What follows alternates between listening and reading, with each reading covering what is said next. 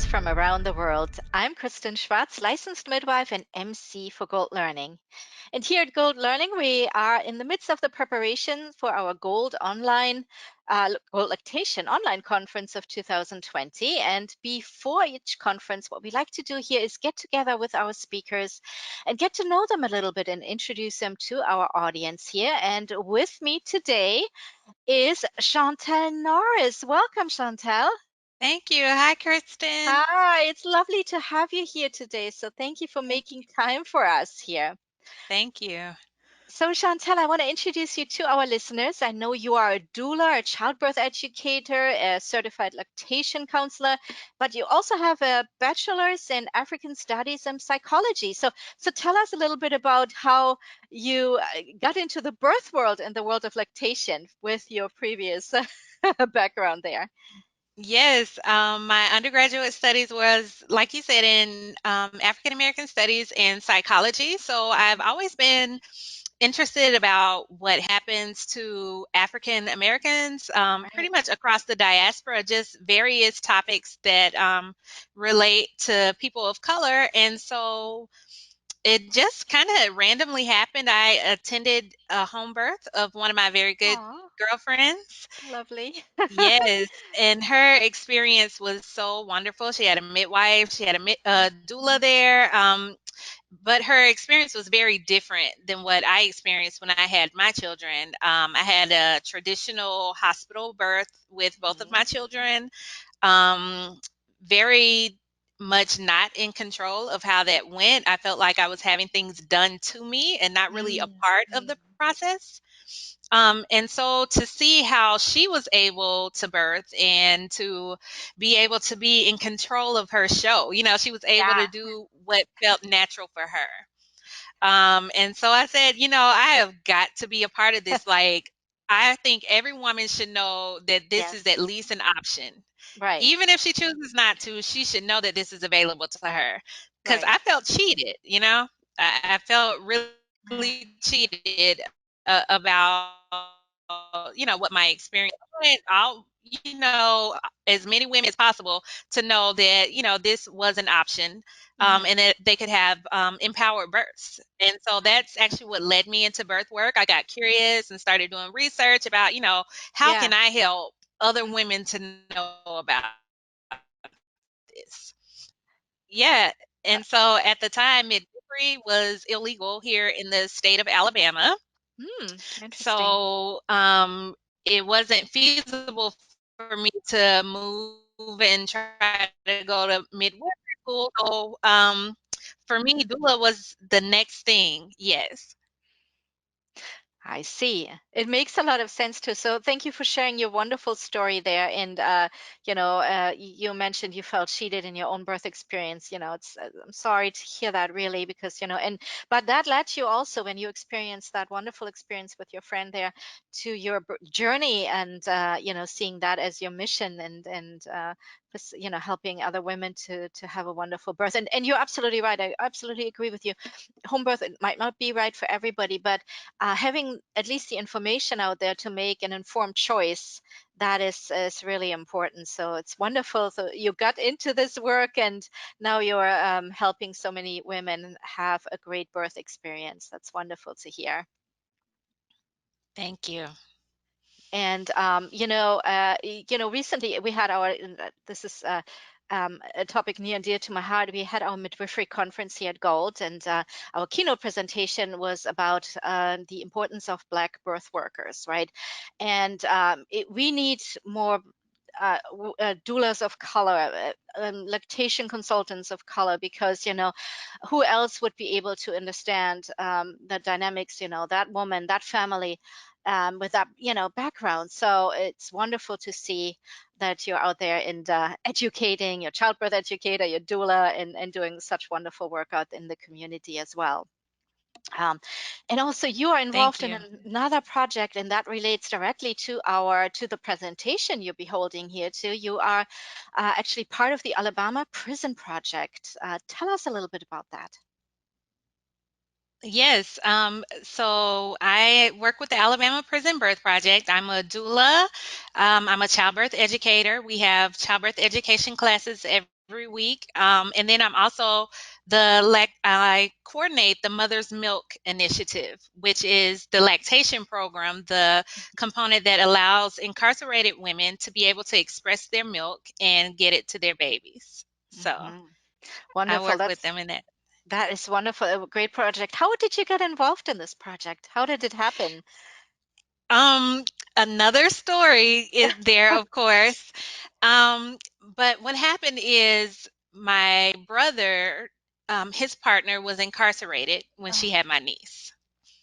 And this was prior to any type programming. And so I got to see firsthand, just how horrific the oh my conditions gosh. were for a birthing person, in prison. And at that point, I had already been a doula, and so I knew what it could be.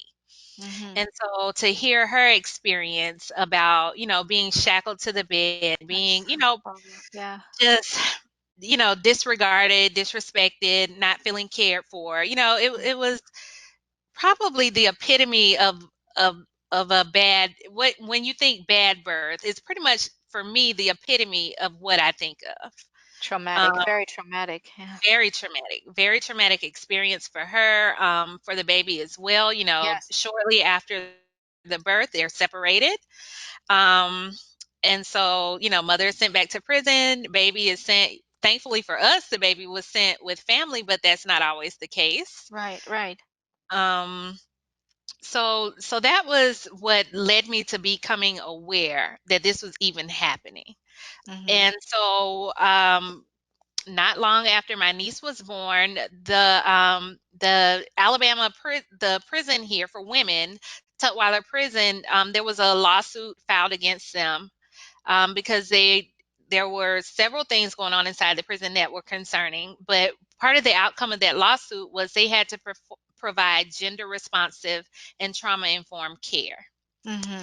And so one of the nurses on their health care team had heard about the Minnesota Doula Project, and they were interested in having a similar program here in Alabama. And so they just put a call out to local doulas, hey, we're thinking about doing this thing. Are you guys interested? Let's get together and have a chat and see what it would take to put it together. Right. And so I went down for that talk, and the warden at that time said, it's not a matter of if we want to do this, it's just a matter of when and how. Right. And so that was the beginning. And, they've been very receptive and, encouraging. And it's been a long process. We're a nonprofit, so we kind of have to, Yeah. get it, put it together as we can. Yeah. But now we started out doing just a childbirth class once a month. Yeah. And now we're able to go every week, and we're able to match doulas with pregnant women, one-on-one support. Beautiful. Um, and now we've been able to add the lactation component as well. Beautiful. Thank you so much for sharing your personal, very personal story there. And I'm sorry that your family member was submitted to such traumatic treatment there. And but thank you for doing this wonderful work out there in the community for these women that are treated so poorly and objected to such dangers too. You hear how the women are treated, and you hear from cases that they're giving birth by themselves, not calling for help, nobody's there, or shackled to the bed, or and then being separated. What could be worse for a mother to then being separate from their baby? That really pains me to hear. So thank you for doing that wonderful work there. Thank you. So tell us now about your presentation. So facilitating breastfeeding among incarcerated women, and I can only imagine how many barriers are in place for that, right? So tell us about the presentation and give us a little bit of an overview. Yes. So the presentation, I'm going to talk about, just incarceration in the United States, what that looks like, who is Mm, being incarcerated, why they're being incarcerated, perhaps some other ways of looking at it. yeah. Maybe we could think of alternatives to incarceration. Yes, absolutely. Hmm. Yes, and then I'm going to go into the history of Tutwiler and what made Tutwiler a prime location to think about some new programming and trying to do some different things and create change. And then I'm going to look at how we actually started the program, like what that looks like. What did it entail? If you were thinking about creating a program in your state, what are some things that you would need to consider? Who are people you would Great. need to consult with?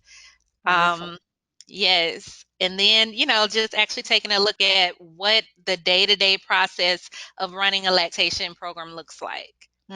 Wonderful. Thank you. That will be very interesting because we will get actually information that we could take and possibly be encouraged to create our own projects out there in the community as well in the area where we are living. That is very Yes. helpful information.